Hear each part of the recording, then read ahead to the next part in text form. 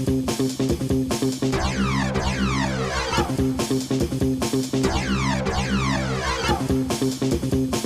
everybody, it's Johnny Two-Face here, back with another reaction video. This time I'm reacting to the Congress of Vienna Part 1 1814 by Historia Civilis.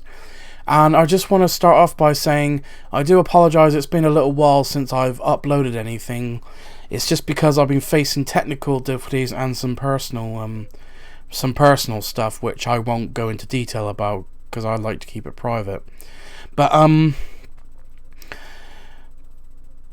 yeah, so now that I've got that out of the way, I'm back with another reaction video, and this time, again, I'm reacting to 1814, the Congress of Vienna. And this is the first episode of this two-part series by Historia Civilis. I'll probably butchered that second part wrong, so the second part of the name, I mean. But looking at how long these episodes are, they're just over 3/4 of an hour, so I'll split them down into two parts. So this will be part one of the first episode. So now that I got that out of the way, the usual disclaimer when I react to anything historical, if I don't show so much what is considered a proper reaction, is probably obvious that I don't know much about the subject at hand, and if I do know anything, I'll most likely to pause the video to give my input or ask any curious questions, which hopefully will be answered in the comments below. With that being said, the link to the original video in the description down below. Please go and subscribe to Historia Civilis and check out their channel, support them, and let me know how good this channel really is, because as I said, this is the first time. I should have said at the start that it's the first time I've seen anything from this channel, so I don't know how good their channel actually is, just to be honest. So with that being said, without me rambling on too long, let's get this up on screen. Full screen, it would help. And again, this will be split down into two parts per episode. So this will be part one of the first episode. So anyway, let's get into this.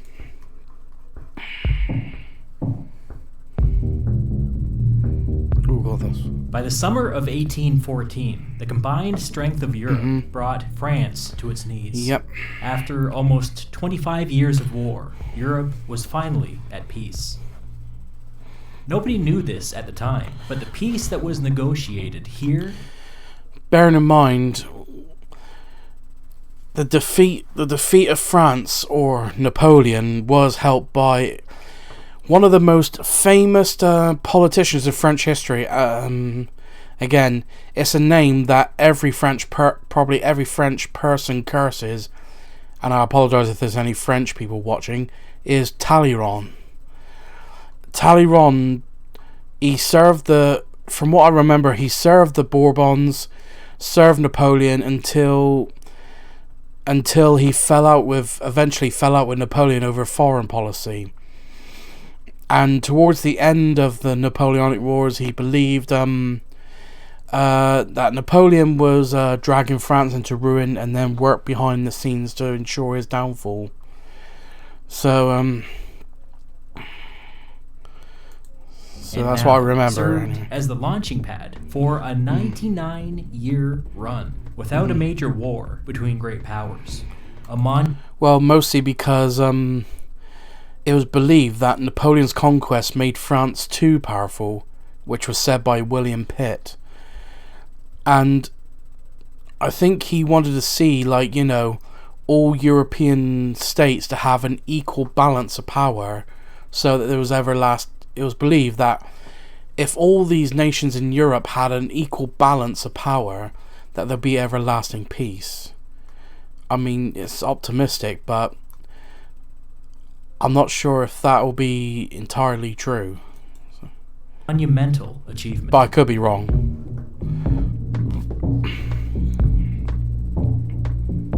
After hostilities ceased, the immediate problem was that nobody quite knew what the world looked like anymore.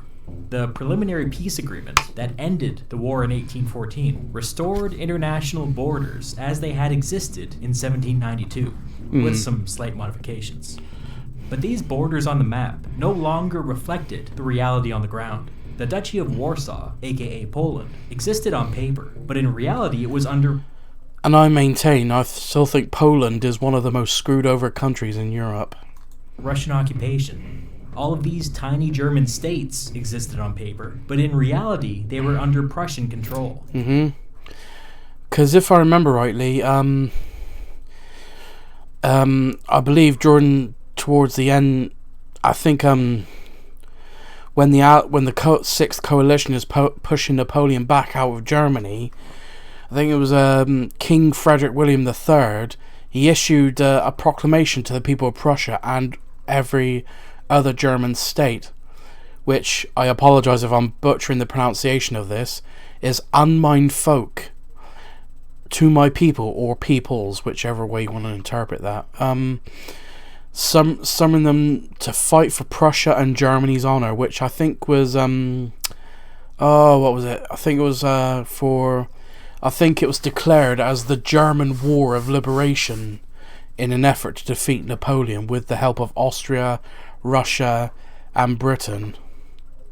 Oh, and Sweden. Sorry if there's any Swedes watching this. I nearly left you out. Sorry. France existed on paper, but in reality it was under the joint occupation of the Russians, the Austrians, the Prussians, and the British.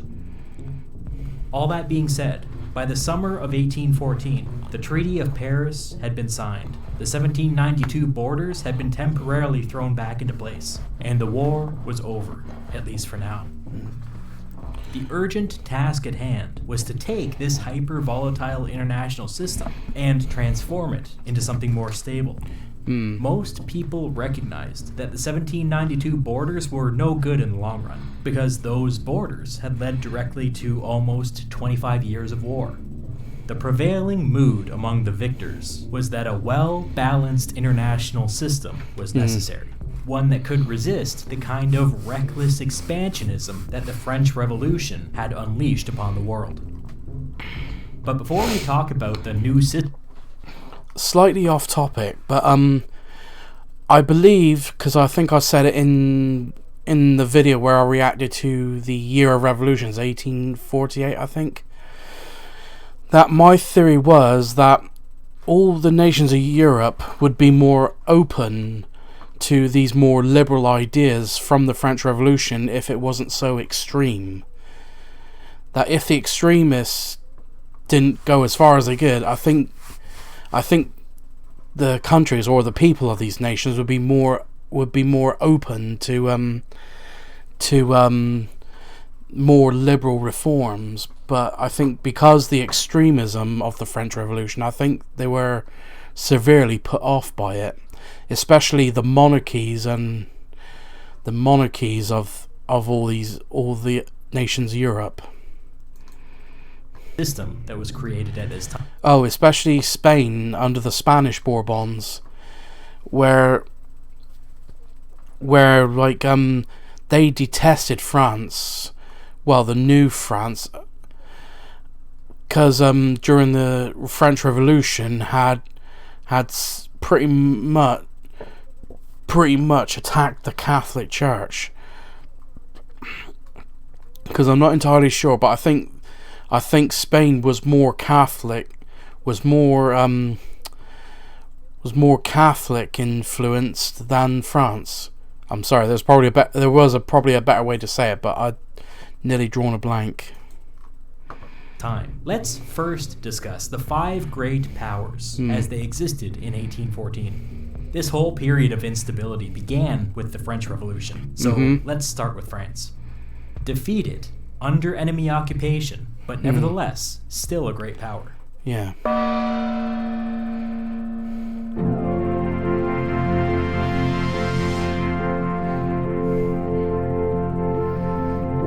When Napoleon was defeated, the Allied victors imposed a set of peace conditions upon France.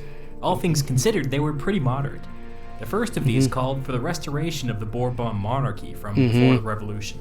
This brought the 58-year-old King Louis XVIII to the throne, the younger brother to the king that was executed in the Revolution.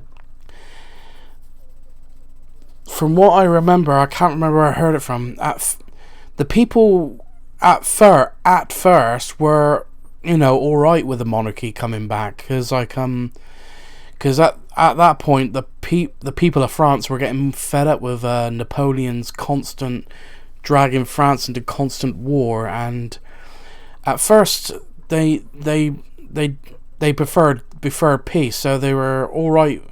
They were all right with the Bourbon monarchy for a time, but then it kind of quickly brought back the memories of why the Bourbon royal family is hated, because it's very decadent and very corrupt. And King Louis XVIII and the rest of the royal hangers-on were starting to get very unpopular very quickly, especially when former French lords were trying to take back land that was now given to the people as a product of the French Revolution. And it doesn't help that the Bourbon royal family were trying to overturn the reforms made during the Revolution. So basically, long story short, the French people were all right with the monarchy coming back, but then suddenly became very unpopular again, and then eventually the Bourbons again decided to flee. It was best that they got out of France, because Louis XVIII didn't want to suffer the fate of his brother. The second condition for peace was a shiny new French constitution that would guarantee certain political rights. The third condition was an agreement from the new king to leave many of the revolutionary reforms in place. The massive redistribution of wealth and land was to be mostly upheld by the new regime. And there's your answer why they become like I said, this is why the Bourbons suddenly become unpopular again. So it goes. The old French aristocracy were allowed to safely return to the country, but they were a shadow of their former selves, and never again rose to the dominant political position that they had enjoyed in the 18th century. Lol. The restoration of the Bourbon king was intended to make the conservatives happy. The new constitution was intended to make the moderate liberals happy. The preservation of the Republican reforms was intended to make the revolutionaries happy. It was a big, sloppy compromise, and its purpose was to hold France together so that there was actually a France for the Allies to negotiate with. Despite its recent defeat, France remained a heavyweight on the continent. They were the second most populous country in Europe, and still controlled the most potent military force in the world. So long as those facts remained true, France would remain a great power. With that in mind, France's objective... Like every great power, sometimes you just need that one person to lead one person's genius to lead a great nation into glory. Or so the old saying goes. Objective going into the upcoming peace negotiations was, to the extent possible, minimize any future French concessions or territorial losses. Many European leaders understood that France would need to opt in to any new international system if there was to be lasting peace. Others were simply out for blood. France's job for the immediate future would be to keep the wolves at bay.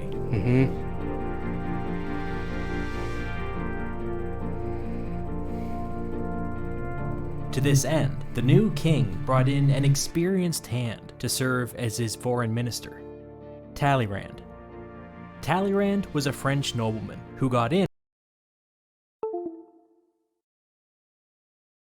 People seem to curse. Well, not all, but most. On the ground floor of the French Revolution. Through the revolution, he became a politician, then a diplomat, then an early supporter of Napoleon. Talleyrand served as Napoleon's foreign minister. Like I said before, until he fell out with the emperor, fell out with Napoleon over foreign policy. For 8 years, until the two had a falling out, and Talleyrand resigned. After this, Talleyrand began telling others that Napoleon's endless lust for war would bring ruin upon France. Yep. In time, he began passing intelligence to France's enemies and launched preliminary discussions with them regarding what a post-Napoleonic France might look like. This relationship made him an obvious choice to bring back into government after France was defeated. That's the generous way of looking at Talleyrand. The ungenerous way of looking at him is that he was a cockroach, a survivor, an opportunist. Every time the political winds So basically, a politician then. began to shift, Talleyrand suddenly found himself on the other side. Every time the French government looked unstable, Talleyrand found an excuse to be out of the country.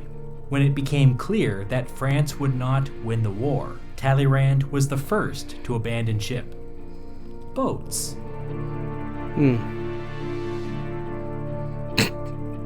That's brilliant. But no matter what you think of him, Talleyrand became the most powerful person in the French government after the fall of Napoleon. And yes, I am including the king when I say that. His great task as foreign minister would be to keep the wolves at bay and reintegrate France back into the international order as a co-equal great power. Let's now turn our attention to the four great powers that brought Napoleonic France to its knees, starting with the greatest of the great powers and working our way down.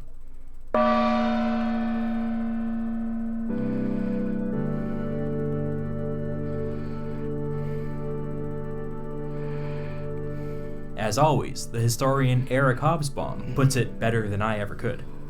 Britain, quote, had by 1815 gained the most complete victory of any power in the entire history of the world, having emerged from 20 years of war against France as the only industrialized economy, the only naval power, and virtually the only colonial power in the world. The thing that made Britain the greatest of the great powers was the Royal Navy. Sometimes people talk about strategic depth, which is the idea that during wartime, you want the... Sorry, I'll just go back to this point here. Oops. Years of war against France as the only industrialized economy, the only naval power, and virtually the only colonial power in the world. I think this alludes to, when Napoleon invaded the Iberian Peninsula, which was Spain and Portugal, for those who don't know, that after Napoleon's invasion of Spain and Portugal, Spain and Portugal's colonies started vying for independence because they feel like, they had no... Spain and Portugal didn't have any leaders, even though the Portuguese royal family fled to their colony of Brazil. And they felt like with the countries that are in charge of this empire, like for example, all South American countries except Brazil were under Spain's control. And I'm not sure about the Portuguese Empire, because all I know, they had Brazil, and I believe there are other colonies that I know of, I'll probably have to look it up after the video, was Angola and the Ivory Coast. And, but yeah, during the Iberian Peninsula War, all Spain and Portugal's colonies started vying for independence. So I think this is what Eric Hobsbawm was alluding to. World. Sorry, there's probably a better way to say all that. The thing that made Britain the greatest of the great powers was the Royal Navy. Sometimes people talk about strategic depth, which is the idea that during wartime, you want the lines of battle drawn as far from your major population centers as possible. In 1815, Britain's strategic depth extended to all the world's oceans and beyond. No country has ever been safer from invasion. The moment of Britain's great victory was also a moment of great uncertainty for the British monarchy. George III was king and was unable to enjoy Britain's newfound prosperity. George III, basically, I believe he was also known as the Mad King. George probably suffered from a number of genetic disorders, as well as other things, like bipolar disorder and dementia. At times, explain. it was quite bad. He was in constant physical pain and suffered from hallucinations, delusions, and memory loss. He was occasionally cold, but not often, and not for long. In 18... And that's probably why he was known as the Mad King, even though just England alone has have quite a few Mad Kings. 1811, at the height of the war, Sorry, the slightly British off topic. Parliament transferred the powers of the monarchy to the king's 48-year-old son, which made him the Prince Regent. Within a few years, the king was no longer presentable enough to appear in public.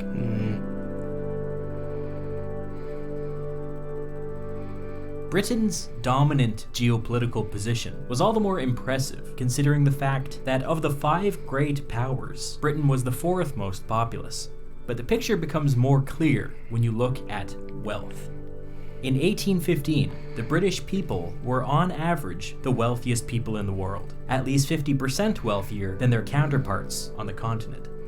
This trend would continue for the rest of the century, and by the year 1900, they would be almost twice as wealthy as the average European. This incredible wealth and geopolitical security helped produce a uniquely robust political culture, with lively debates and an informed electorate. In 1815, the British Prime Minister was the Earl of Liverpool, a kind of centrist conservative. The fact that he was kind of conservative was a huge deal. It was the manifestation of a seismic shift going on within British politics. Let me explain why. Since the 17th century, there had been 2 political factions within the British Parliament. The Whigs, a liberal faction who favored giving Parliament more power, and the Tories, a conservative faction who favored giving the king more power. England in the 17th century was utterly consumed by the power struggle between these 2 factions. They even fought a civil war over it. Over the course of this struggle, England has had more than one civil war, especially when it has already had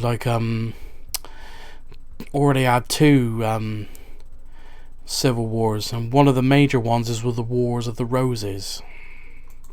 England swung wildly between having an authoritarian king and no king at all, sending one to the grave and another into exile. By the end of the 17th century, the question was settled. The Whigs won. Parliament became the supreme political authority in England, and the monarchy began to fade into the background. This brought about a really strange period in British politics, something that will never happen again. For more than 100 years, every British Prime Minister was a Whig. This period is sometimes called the Whig supremacy or the Whig domination, sometimes even the Whig oligarchy. I like the term Whig oligarchy because it gets at one of the key political truths of this period. I described the Whigs as the faction of Parliament, but it might be more accurate to describe them as the faction of modernity and industrialization. This meant that Whig political power emanated from cities and business and capital, while Tory political power emanated from aristocratic landowners and the countryside. At the time, the Whig modernist and pro-business worldview called for free trade and religious toleration, alongside a slow and steady expansion of political rights. The Whigs had a general distaste for slavery in all its forms, even while they continued to participate in the business of slavery. So, even though before the British Crusade of against the slave trade, I think what these Whigs forgot that in England alone, slavery was actually illegal since 1086, thanks to William the Conqueror when he first conquered England. After having the whole country inventoried into the Doomsday Book, which we still have, that one of his laws after he conquered England was to abolish slavery in England. But bearing in mind, that the punishment for breaking this law was a huge fine paid in full to William himself, it's highly doubtful he was doing that for humanitarian reasons. Basically, just to earn some quick cash by fining anyone in England that had slaves. But I don't want to go into too much detail because I don't want to waste too much time on this. So for more than 100 years, the Whigs dominated British politics, and for the first 50 or 60 years, there were basically no close elections. The Whigs routinely won 300 to 400 seats in Parliament, and the other factions were lucky to break 100. With such a dominant command over Parliament, it was only a matter of time before the Whig faction started to develop its own factions, and then factions within factions, and then factions within factions within factions. This competition between sub-factions actually made elections competitive again, and in the 1770s, or caused lots of infighting. Britain elected its first Whig prime minister from the conservative sub-faction. Okay. During the French Revolution, perhaps in reaction to the French Revolution, Britain elected several more... Again, which I still think is due to the extremism of the French Revolution more than actually the revolution itself. It was just I still hold on to that theory that it's because of the extremism of the French Revolution. Conservative Whig prime ministers, but they all took great care to calm people's nerves and make it clear that they were all still Whigs. They were all members of one big political party. One was brave enough to brand himself as an independent Whig, whatever that means, but nobody dared go any further. So by 1814, Lord Liverpool, another conservative Whig, was prime minister. But he was in an impossible situation. His conservative Whig majority in Parliament was modest, and his sub-faction seemed to be falling apart. 4 men were asked to form a government before him, and all 4 failed to hold the coalition together. Wow. The only reason Liverpool was able to get the job done was although he was a conservative Whig, he was on the liberal end of the conservative Whig spectrum. I spoke of factions within factions within factions before. I was not joking. As soon as peace was announced, protests started popping. To be honest, no one should be really surprised about how that might start to implode on itself. Up all over England, calling for bread or blood. One publication at the time wrote that, quote, all the triumphant sensations of national glory seem almost obliterated by general depression. Change was in the air. It was not a good time to be a conservative politician in Britain. In fact, it seemed entirely possible that the conservative Whig moment was simply a reaction to the French Revolution, and with peace, the liberal Whig natural order may just reassert itself.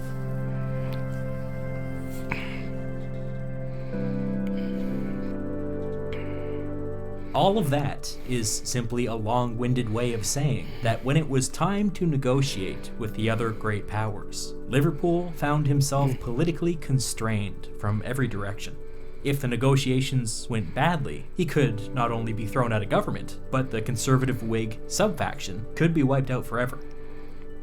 The peace negotiations would be handled by the British Foreign Secretary, the Viscount of Castlereagh. Castlereagh had strong opinions when it came to Europe. There were some pro-war nuts in the conservative Whig sub-faction, but he was not one of them. Castlereagh's view was that every British intervention on the continent was a colossal policy failure. If he had his way, Britain would never again send an army to Europe. One of the look how that turned out. reasons Castlereagh thought this way is because he was an imperialist. As Hobsbawm said, Britain at this time was virtually the only colonial power in the world.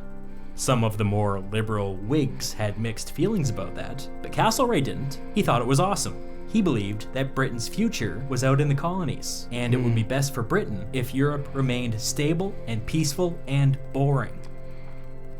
There was some hypocrisy at work here. Peace between the great... Again, typical politician. powers meant that nobody was allowed to touch any of Britain's new conquests. Peace between the great powers meant that Britain could instead maintain its advantage and focus on making money off of its colonies. All of that being said, Liverpool and Castlereagh genuinely wanted peace.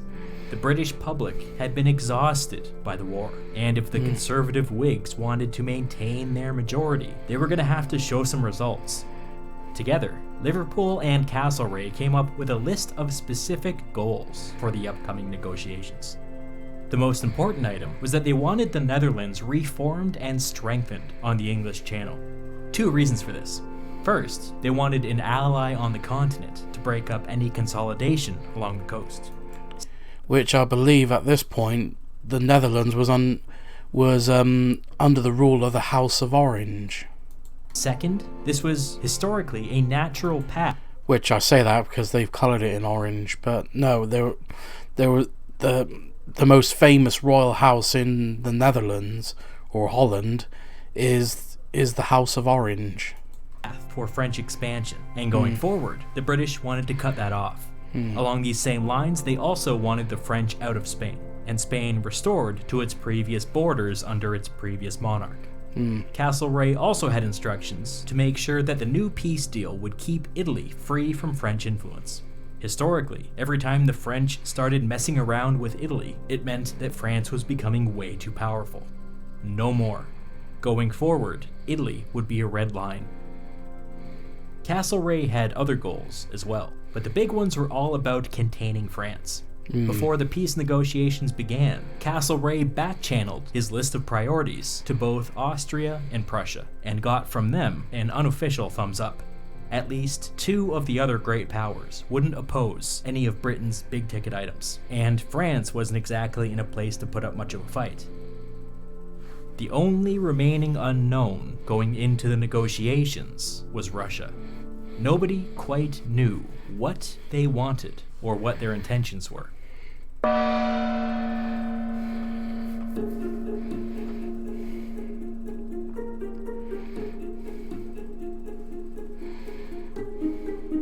When Castlereagh met Tsar Alexander of Russia for the first time, he wrote to his prime minister that he believed that the Russian monarch was not of sound mind. It's difficult to characterize Tsar Alexander, because it seems that most of his mental energy was caught up in creating narratives about what kind of person he was, and not so much in what he did or how he behaved. The thing that confused Castlereagh, and confuses me to be honest, is that Alexander had 8 or 10 of these narratives going through his head at the same time, and wasn't particularly bothered when they contradicted each other. Let me give you some specific examples. Alexander considered himself a true Enlightenment monarch, and told anybody who would listen that he believed in a... Well, during the Napoleonic Wars, he claimed to have a religious epiphany. Limited constitutional monarchy, and wanted Russia to have elections, and a parliament, and independent courts. At the same time, he ruled Russia as a tyrannical dictator, which was justified in his mind because he believed that...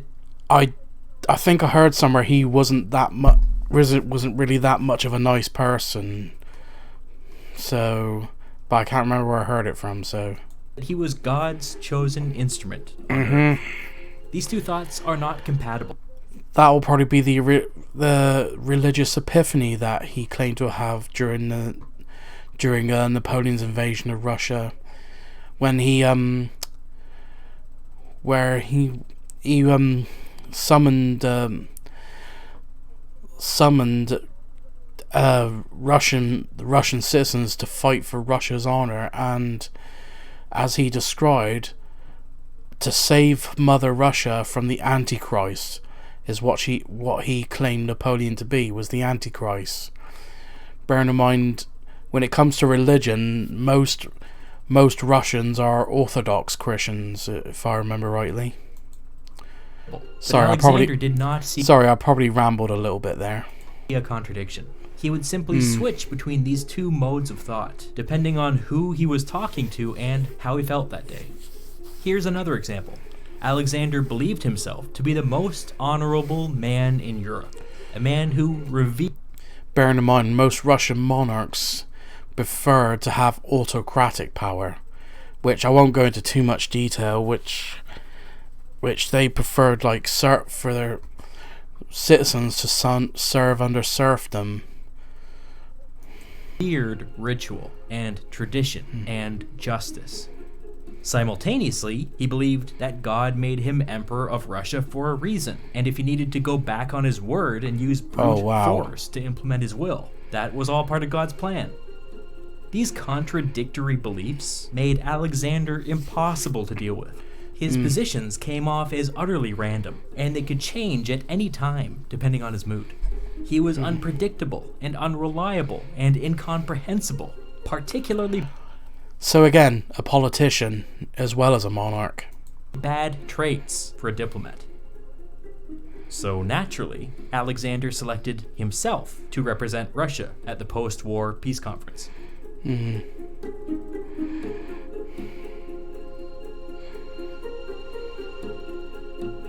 As the most populous country in Europe, Russia was a formidable land power. But that inherent strength was undercut by weak institutions, weak governance, and the fact that Russia... Okay, that'll do it for part 1 of this reaction to the first episode of Congress Vienna. And so basically we got some pretty good information about that. And but again, as I said, I'm splitting the reactions to this 2-part episode to two parts each per episode. So basically, yeah, I can't add any more to this. So if you like this reaction, please like, comment, and subscribe, and I'll see you in the next video.